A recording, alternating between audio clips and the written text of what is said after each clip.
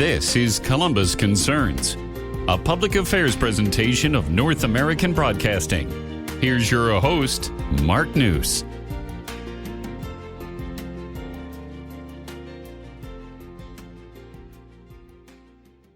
And good morning, and thanks for joining us today on Columbus Concerns. I'm Mark Nuce, and we're going to talk a little bit about maybe getting to work.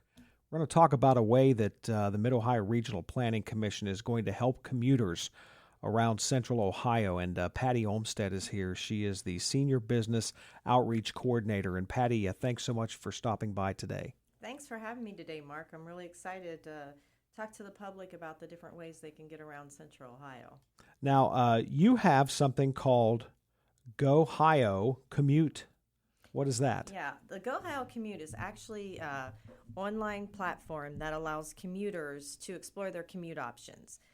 They can go on the platform, put in where they live at and where they work at, and it will help them explore all their different options getting to work. If there are carpool people to carpool with, it'll let them know who they can contact on the platform to carpool with. It will let them know how much it will cost to drive alone. It will tell them if the best routes, if there are routes to walk or bike. It will let them know if there's any Go Ohio Commute van pools that they can participate in. And it has the different bus routes for the entire state of Ohio on there. So if there's a bus route for them, it'll give them all the different options that they can ride the bus to work. It's a great way to try to explore your different avenues for traveling to work. Now, so where can people find this tool? For people who are listening and they want to try to see their commuting options, they can go to www.gohiocommute.com. And so a lot of people think that the only options are available are that if you work downtown. But let's say if I live in one suburb and I work in another, are there options there for people? Yes, there is options. You can go anywhere. You just put in your starting point and your destination, and it will populate whatever is available. It does cover the whole state of Ohio, so there really is a lot of different options. If we have our rural commuters, there's options for them. There's the options for people that are just a mile or two away. So there's a lot of choices. And is there a cost to use the website or this tool? No, it's totally free to the public. Anyone can use it. Even employers can set up rideshare programs for their individual companies, and that's also free of charge. Now, you actually consult with companies. Is that correct? We do. We can help companies start a commuter benefit program. It's very interesting. Right now, we have a real challenge. There's more jobs than there are employees. Yeah. And companies are finding out that they really need to be creative to be able to fill those jobs. And we are finding a lot of companies coming to us and wanting to start commuter benefit programs so that they have that edge. Maybe they're providing bus passes. Maybe they are having incentives that if you carpool or you take some form of sustainable transportation that you can maybe earn this or earn that. We get creative and we work with each individual company to figure out exactly what's going to be that carrot that is going to entice their employees to want to use sustainable transportation. And we're really excited. We just came out with a new a program. It's called the Commute Action Fund. Mm-hmm. And we actually are putting MORPC's own dollars towards this, where we will dollar for dollar match up to $5,000 to start an incentive program with a company. So if someone wants to buy bus passes, if they want to incentivize carpooling, if they want to incentivize van pooling, if they want to just maybe do gift cards or different, we work with them to see what's right. Mm-hmm. But we will match them dollar for dollar to help them start that program. And all that consulting to help them get their program started is totally free. Using the Go Ohio Commute platform is totally free. So we feel like we have a lot to offer the employer. Patty Olmsted is here. She is the Senior Business Outreach Coordinator with MORPC, the Mid-Ohio Regional Planning Commission. And talk about ride sharing. What are some of the things that people, they say, that sounds like a great idea, but I'm worried about getting stuck in an emergency, or what do they worry about? That those worries are so common. People are worried about, what if I have a older parent and I can't be able to get them if they need me? What if I have a child at school that has a stomach ache and the school nurse calls and they need to get there? So we created an emergency ride home program to take all those fears away. It assures the commuters that if they're using any form of sustainable transportation and they have an emergency, or they have a illness, or they become sick at work, or they just have unexpected overtime and the employer needs them to stay at work, we will pay for their taxi ride home and the tip. They never have to provide a dime. We contract with a taxi company that will come and pick them up. We have an app they use. It's a simple click of the button and they reserve their taxi ride home. And we do that 4 times a year in a calendar year, that they can take a taxi ride home. And we generally find that that's enough for people. That most people don't have more than 4 emergencies, and most people don't even use 4. They're welcome to, but we don't. We have maybe 1 or 2 people a year that might have 4 emergencies. The fear of having something is much greater than the occurrence actually happening. Do you have any partnership with the Transit Authority, with CODA, or anything like that? I always say that CODA and MORPC is kind of like siblings. We work very closely together with them in trying to help move sustainable transportation together. And we advertise, we tell people, we try to educate about transit. So we do have a very close working relationship with them. That's why if you ride the bus, you can use our emergency ride home. If you do an incentive program and you want to buy bus passes, we're willing to put our money towards that with our Commute Action Fund, because we just really believe that transit is very important in Central Ohio. They always seem to be tweaking their routes. They'll find out that, there are people that need jobs here and there are jobs over here, and they're always looking at ways to get that done. I know that's something that you probably do at MORPC too. And we do. And CODA works very closely with our management. And CODA just has an incredible group of people over there. They always have, but they really have a innovative group of people working over there right now. It's very exciting to see everything that CODA is doing and the direction they're going. I think transit in Central Ohio is just going to get better and better. And, people are going to be really impressed 5 years from now to say, wow, Central Ohio Transit Authority, this is really an awesome group. We're talking with Patty Olmsted from MORPC, the Mid-Ohio Regional Planning Commission, and she's a Senior Business Outreach Coordinator, and we're talking about the Gohio Commute. Am I saying that right? Gohio. It's Gohio. Yes. Correct? And our website is www.gohio commute, commute.com. That's an easy one to remember.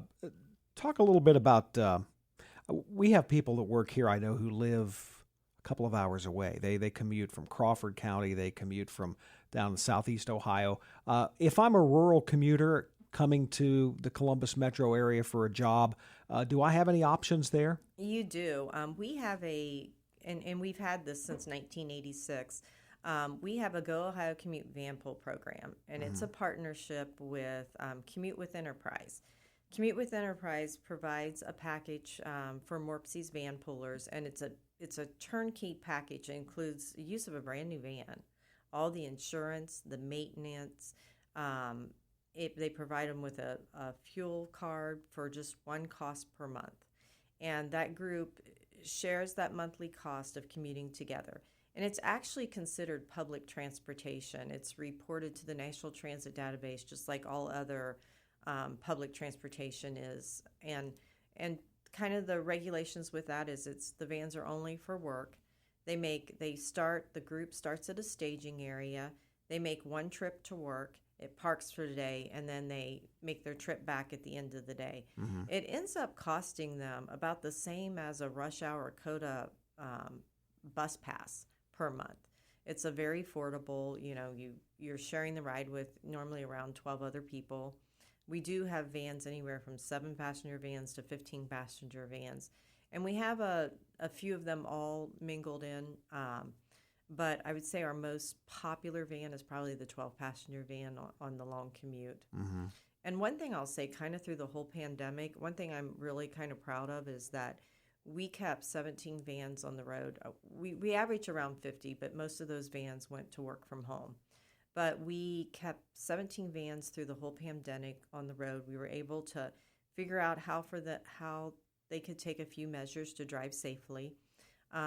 Those vans were all essential workers to hospitals. They were administrative doctors, nurses, and they had been van pulling for a while. And their first thing was, "Oh, you're not going to take our van away from us. We don't want to lose our van." And we're like, "Well, let's figure out how we can do this. Our main thing is that you're safe." Mm-hmm. So we put in some precautions. We worked with other van pull groups around the United States to see what everyone was doing to keep their people safe. And we had 0 incidents. No one got sick, even going to a high-risk place like a hospital to work. No one got sick. The groups were great about using our measures to take to stay safe. And so we really thought having those closed group of people that you only traveled with those people during the pandemic really worked. So we were really proud that we could keep that for our rural workers, that they could continue to have that commute option. How far out do you have to be to qualify for that? There is absolutely there's no guidelines that you have to be this far out, but a general rule of thumb from experience, we usually find 20 to 25 miles away is kind of the sweet spot. We have people that probably are anywhere from 100 miles. Can you believe some people drive 100 miles to get to Columbus? Yeah. Columbus is a great place to work, so people are willing to drive that distance to come to Columbus. But I just couldn't imagine getting in a car by myself every day and driving 100 miles each way. But we find out like that 20 to 25 miles is kind of really the sweet spot, because if you picture your morning, you're going to go maybe 2-3 miles away from your house and you're going to meet at a staging area. Mm-hmm. If you were only 7 miles away from work and you had to drive 3 of that to get to the staging area to meet 7 other people and then to go on to work, it would be kind of a deterrent in your morning. Sure. But, if you get in a van and you meet and then you drive 30 miles or 25 miles with someone, it seems worthwhile. The wear and tear. I don't know, Mark, if you've tried to buy a car lately or my gosh, if you've looked at car prices. A lot of people join our van pull program for no other reason than they want to save the wear and tear on their vehicle. Sure. I have a lot of people that tell me they just went out and bought a car, and a year later they have 25,000 miles on it and they have 6 years to pay on it yet. Yeah. They're like, I need to get into one of these vans. And tires and brakes and gasoline. There's a big expense there.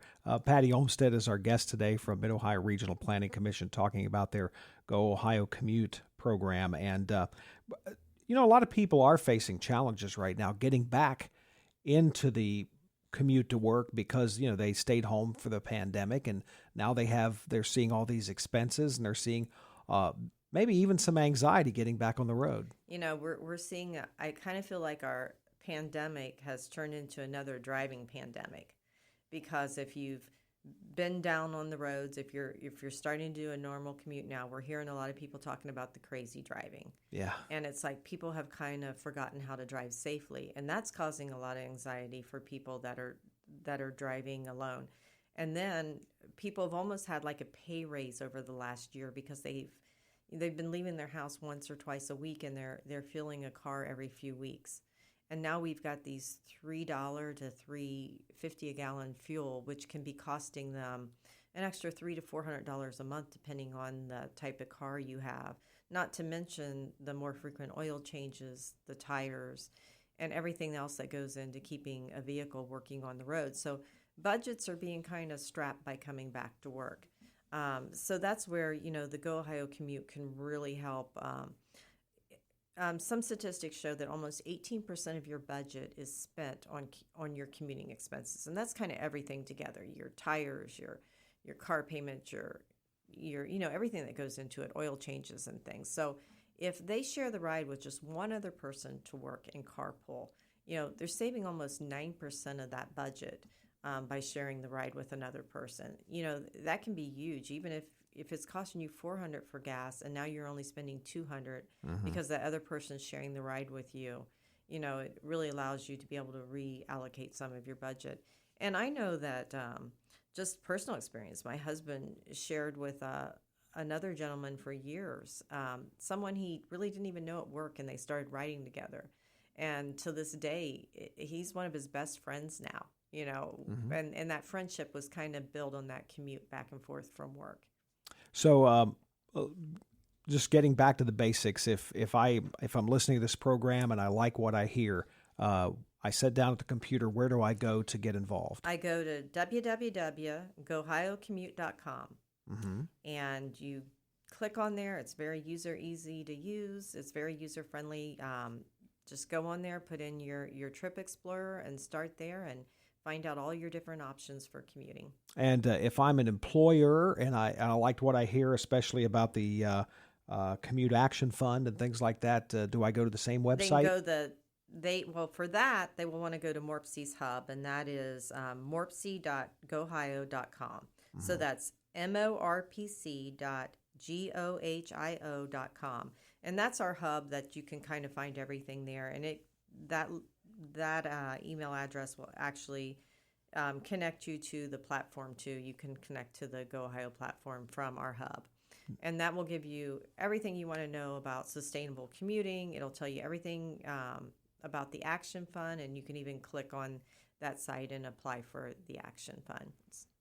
And I know that one of the things that Morpse does is put out the air quality alerts. Yes, and air quality. Talking about cutting down on the pollution out there, cutting down on the vehicles would really help that. Would help air quality a lot.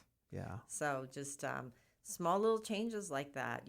Share a ride with someone 2 days a week. You'd be just really surprised to see what type of emissions reductions little changes can make. And it's interesting, too, because I think there are probably people out there that don't think they have options when it comes to commuting, and they really do. Oh, I've been doing this for 15 years, and that is always the first thing I hear. That would be great, but there's no one that lives around me. Yeah. There's a lot of people that live around you. We just don't know everyone. So we can get them connected this way. Just one more time, give me the website address again for people who are listening. For people who are listening and they want to try to see their commuting options, they can go to www.gohiocommute.com. So it's GoOhioCommute.com, and our guest on the program from the Mid-Ohio Regional Planning Commission today has been Patty Olmsted, Senior Business Outreach Coordinator. Thanks so much for stopping by today and telling us more about our options. Thanks, Mark. It was our pleasure. Thanks for listening to Columbus Concerns, a public affairs presentation of North American Broadcasting. You can send questions or comments about today's show to Columbus Concerns in care of this station, 1458 Dublin Road, Columbus 43215. Or email us at columbusconcerns@napcomedia.com. It only takes a minute to find out if you may have prediabetes. And you can do it at doihaveprediabetes.org. But you're probably not going to. Nope.